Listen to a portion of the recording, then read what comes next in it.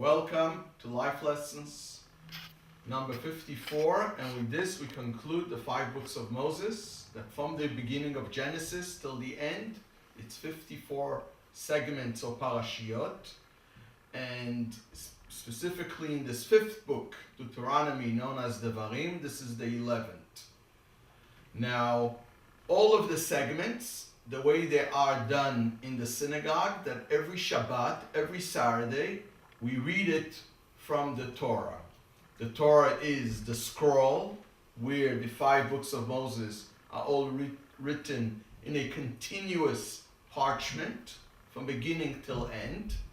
And the way it was established, going all the way back from Moses' time, that this should be divided, that it repeats itself every year. And that's how it's been the custom for so many, many years, going back to the times of Mount Sinai, that always on a Saturday we read it. Except the last one. The last one we read on a holiday called Simchat Torah. Simchat Torah means the joy and the celebration of the Torah. What does that mean? It means this is the day that we had concluded. On that day in the synagogue, we conclude the reading of the Torah, and we start right away from Genesis, because we should never be without reading Torah. Even though some of us would think maybe we should take a pause and go on vacation. So from Torah, we don't go on vacation. Even when we go on vacation, we take the Torah with us.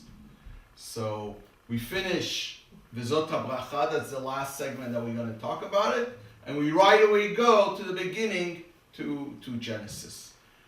So the holiday Simchat Torah is the last day of the Jewish holiday known of Sukkot. And let me explain a little bit.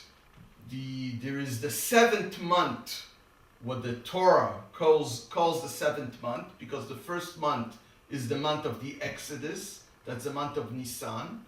And we count from it 7 months, and the 7th month is what we know as the month of Tishrei, that begins with Rosh Hashanah, when we celebrate the new year.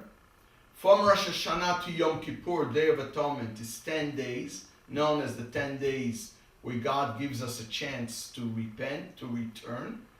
And then comes the holiday of Sukkot, where in the Torah, in the Bible, it speaks about where we use the 4 species, and then we sit in the sukkah, in the hut, with the evergreen on top. And by the conclusion of this holiday comes Simchat Torah, known as Shmini Atzeret and Simchat Torah, as we soon going to explain. So there is an interesting connection why it's happening now. Our commentators ask a very interesting question. The Torah was given on Mount Sinai. We know which day it happened. It happened on the 6th day of Sivan. 6th day of Sivan, that is the 3rd month, if we go from the month of Nisan. It comes out about the end of May, beginning of June. Depends on which year it is. So that's when God gave the Torah. And that's also important to know, comes with an important date. Because when we came out of the Exodus, when God took us out from Egypt, we counted 49 days. The Exodus was on the 15th of the month. It was a full moon. In Jewish months, the first of the month we go by the lunar. So the first is hardly could see any moon. The 15th is a full moon. And in the Torah, it's written something very interesting, that the dogs didn't even bark. And if you would check, you would see that usually on the 15th, dogs bark when there's a full moon. That's what they tell us, and we could see that. But that night, when the Jews came out of Egypt, that morning, they were not barking, proving God's power. But anyways, the message from God was, I'm not taking you out of Egypt just for the sake of being out of slavery. There's a purpose here. And the purpose is that I'm going to bring you to Mount Sinai, and over there you're going to receive the commandments. So they were counting the days, and basically it was 49 days, and on the 50th day, that's when we read in Exodus where God came down on Mount Sinai and gave us the 10 Commandments and the entire Torah. So normally speaking, we think as follows, that's when we should start to read from the beginning, and that's the day we should end. So the following year, that's when we should end. In other words, really the question is, why isn't the celebration of the Torah on the holiday of Shavuot, that this is the holiday when God gave us the 10 Commandments? So it's interesting what's happening here. We do two separate celebrations. We do a celebration for God giving us the Torah, and then we do a separate celebration for concluding what God has given us.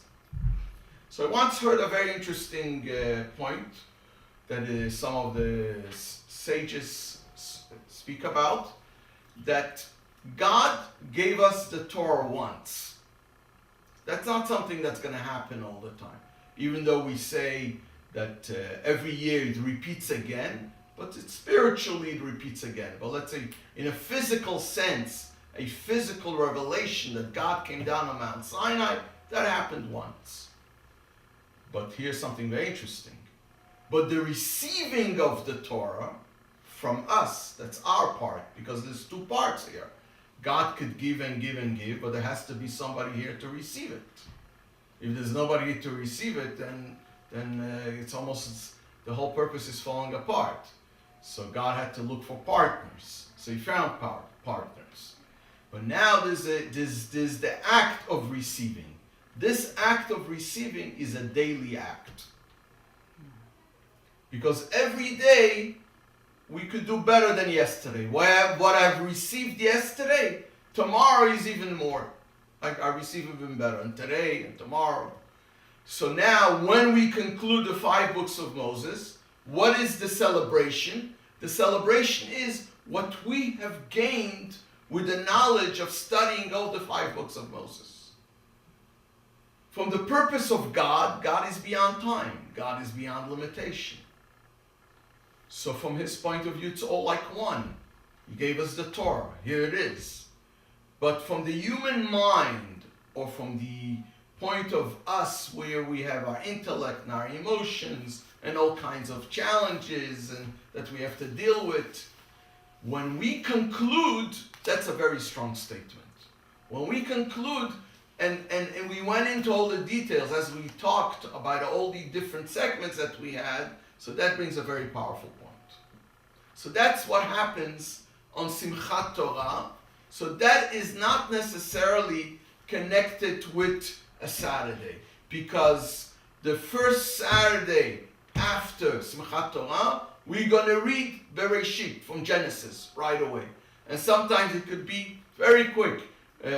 Some years, Friday is Simchat Torah. Friday we concluded the 5 books of Moses. And here, the next day, on Saturday, we're already reading Genesis. So to try to understand a little bit what we learn from all this, from the beginning of the Torah to the end of the Torah, and the purpose of our efforts, what we have done, and in comparison to what God has given us. Really what it is, if we think about it, it's a gift from God. The gift from God is that he's allowing us to understand it. It could have been, God is saying, here it is, and finished. I'm not asking you to understand. I'm not asking you to get emotionally involved with this. Just do it. And to really argue about this, God, has the full right to demand this.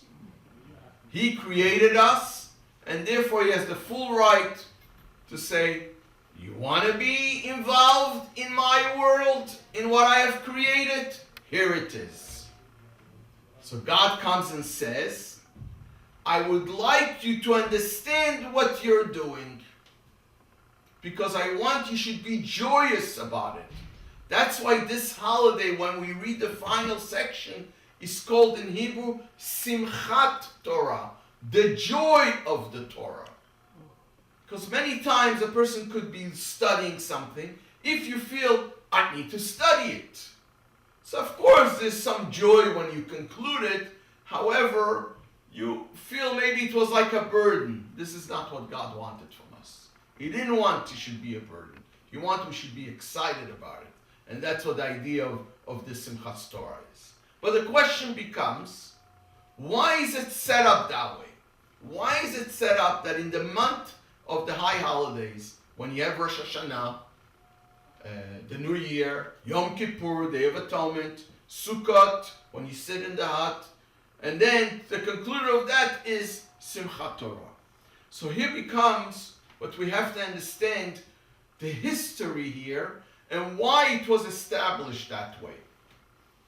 So we know as follows. When we came out of Egypt, our ancestors, it says we were like newborns because we had no idea. We didn't know exactly what's going to be. We went blindly after God. After all, as some will argue, we were slaves. We were taken out of slavery, and we're so excited to come out of slavery. And then we come to Mount Sinai, and God says, you want to be my people? Here it is. Here's the 10 Commandments. Here's what I'm asking. And one of the commandments is, do not have any other gods in front of you. You can't worship any false image, or whatever of the things that exist there that are not associated with God. So anything that is foreign, or we know is worshiping idols, in the 10 Commandments, clearly against that. All the Jews accepted it. All our ancestors accepted it. But when we go back in our history, it didn't take long. And we had it in Exodus. Moses was called up to the mountain to stay there for 40 days. To study, find out from God more details, more laws, and to bring it back. When he comes back down, what does he see? He sees a golden calf, and the people dancing around the golden calf, even though it was not everyone, but this was clearly a rebellious act, and clearly something against the 10 Commandments, what you just heard. And that's the surprise of all this. It just tells us how the evil inclination sometimes could be very, very strong. And it goes really, if we're not commanded, so the temptation is not so strong. But when we are commanded, that's when sometimes the temptation is very strong. Same as a child. Sometimes a parent will tell a child, don't do this. Now you have to put that kid in a big, big temptation. But anyways, but what happened here? In a matter of just 40 days, we went from being righteous, even though not all of us, but some of us, to be wicked. And that's a big jump from the beauty from how we were when we came out of Egypt. So if we look back, some will think, okay, that's the end of history. That's the end of Jewish history. They failed. They couldn't even keep everything just for a month. So Moses went pleading with God, Moshe, as we see in the Torah. He went up to the mountain for another 40 days. And then for another 40 days. Totally he was there 120 days, including the first 40. And finally God told him, I had forgiven. And that's when he came down again with a second set of tablets and informed everyone, you've been forgiven. When was that? That was a few months later, on Yom Kippur. That's why Yom Kippur has been established as a Day of Atonement, because that's the original day when God has forgiven. So to remember that, God said, I have now established a special gift for everyone, that this is the day you're going to come together and atone for your sins. So that's what happened Yom Kippur. So Yom Kippur is the bouncing back not giving in to the situation to despair that we lost it. No, we bounce back, and we had proven to God that we are capable to do repentance and return to God. That is the power of Yom Kippur. So, in the language of the Talmud, we have gained a new name. Before we were called righteous, then for a little short time wicked, and now we are called repentant. Baal Tshuva. Baal Tshuva, we have returned. According to Kabbalah, even more so, we have returned. But now we have more strength than before. In Kabbalah, they say something very interesting, a mystical concept. When a person is not tested, say someone is brought up in a good home, and everything is fine, and he was never tested. So people say, look how wonderful the person is. Well, very good. But let's say if the individual was tested. And let's even say that maybe they failed, because we're human beings. But they were able to bounce back. They were able to learn from their mistakes and come back. Says the Talmud, there's nothing higher than that. The person that comes back, the person that returns, stands higher than a righteous person. Because a righteous person was never tested. So this is something very important that happens over here. We came out of Egypt, the Exodus, very, very innocent. Like a child that is maturing. The verse in Jeremiah says we went blind after God. God gave us the Torah. And at that point you could almost argue, says, do you want it? Yes, of course. And then came the test. And what we learned from the test, that even temporarily it looked like we failed, but was an important lesson here. That we didn't despair, and we learned from our mistake, and we bounced back. Now, they wanted to establish, when do we celebrate the conclusion of the 5 books of Moses? We have 2 options. It could be that this should be done after the Exodus, after the holiday of Passover and Shavuot, so that will be summertime, or should it be now in the fall after Yom Kippur? And therefore it's been decided that the celebration of concluding the Torah after Yom Kippur is much stronger. The beginning of the learning, that is on Shavuot, after the Exodus, because that's how the beginning was. But the conclusion, in other words, we're going to start the cycle of the 5 books of Moses. And we're going to finish it when?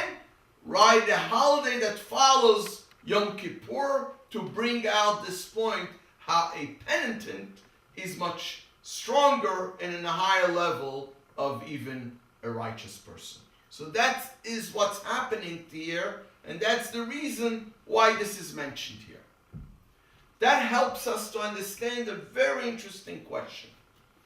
The last few verses in this section, the end of the 5 books of Moses, chapter 34, it describes that Moshe Rabbeinu, Moshe our teacher, passed away.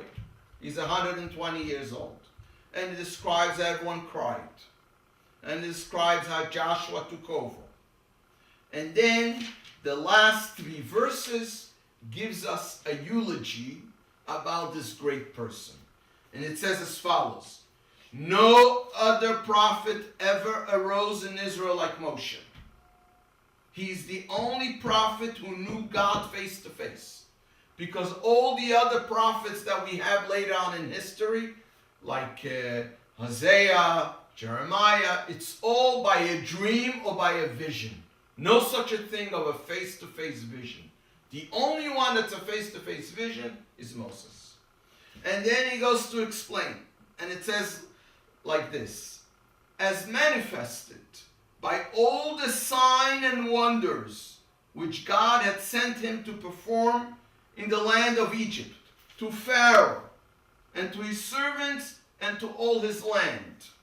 And the final verse, this is verse 12, and it says like this: and all the strength, talking about Moses, all the strength and all the great awesomeness which Moshe had performed in the eyes of all Israel. So in general speaking, it's described, look on this great person. And this is how it concludes. On all the wonderful thing that he has done. What is it? So they tell us as follows. All the strength is that he needed to receive the Torah with him.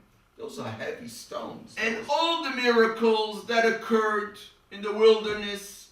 But then finally when it says what Moshe has done in front of eyes of all Israel, they tell us in the Talmud, you know what that is? When he broke the tablets. When he broke the tablets. So here becomes a very interesting question. As we all know, when a person passes away, we always speak positive about the person. We don't talk about negative things. If there was something negative, we're not going to talk about it. We're not going to see the eulogizer getting up and speaking about the negative points. Seems like we would think that what Moses came down of Mount Sinai with the tablets and broke them, that maybe this is a negative thing. Maybe that's not something to talk about. But this is how the Torah concludes. To tell us that this is something positive what Moses has done. Because what has this caused? That has caused, if nothing happens and nothing shattering happens, life goes on. And everyone thinks the dancing for the golden calf, big deal. It was yesterday, it's a forgotten thing. Moshe wanted them to regret and to ask for forgiveness from God. So therefore, when he breaks the tablets, is what we call that a calculated anger. Sometimes you need to make a strong statement to bring out a positive. And it's a very important lesson, another lesson that we learn from here too. If, for example, it's going to stay just negative and people are not going to learn the lesson, he probably wouldn't have done that. And there wouldn't have been the second tablet, and there wouldn't have been the Simchas Torah, and we wouldn't be talking today either. It's all a chain things that happen.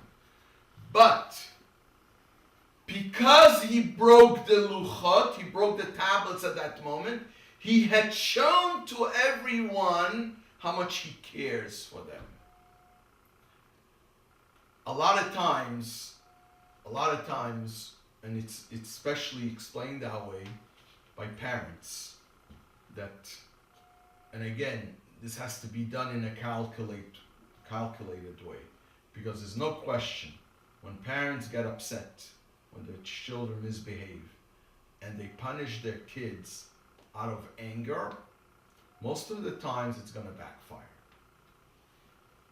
Maybe not at the moment, but maybe later on. If parents want, or educators, teachers, want that it should have an effect, it comes from a positive point of view. Sometimes you need to restrict a child for their development. The present or the gift that was going to give you, you're not getting it now.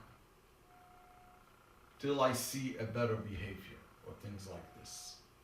So in other words, not as we know that some of us, we get upset, and because we get upset, we yell out or we say something, and then life goes like before, and really you didn't change anything. You just try to deal with your own anger, and then and you didn't help the child, the student. When it's calculated what you're doing, then it's a whole different story. And even that itself, we have to be very careful how we do things. if we want it should be successful. There's an interesting statement in the Talmud when it talks about the right hand and the left hand. So many times, by some people it's not so, but for majority of people, the right hand is the stronger hand, the left hand is the weaker hand. There's lefties, so that's the other way around. But in such a thing, it says the right hand should be always the hand that brings in, and the left hand should be the one used for rejection. Use the weaker part for rejection. Use the stronger part for the love, for bringing in. So the same thing over here too. So Moshe Rabbeinu is acting from the point of view of love, and that's the reason when he sees what's going on, he breaks the tablets in order to change the situation, and he was successful. And when he comes down from Mount Sinai, because he broke the tablets, went up to pray for them, and then by the end of all these prayers, he said, God says, and this is a famous line, Vayomer Hashem, and God has said, Salachti kidvarecha, I had forgiven like you have asked. And that's the most powerful thing. And not only this, they tell us, when he comes down from Mount Sinai, he tells everyone, you've been forgiven.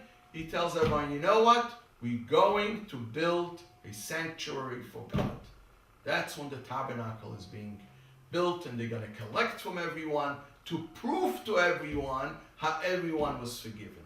And for us, generation after generation, year after year, we in the synagogue conclude this portion, and that concludes the 5 books of Moses. And when we conclude the 5 books of Moses, we always say 3 words: Chazak, Chazak, v'nitchazek.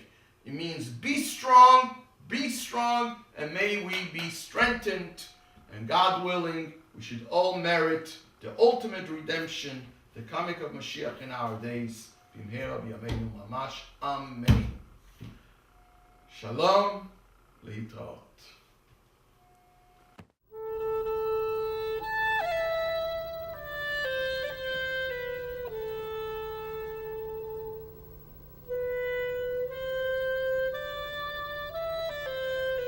Thank you.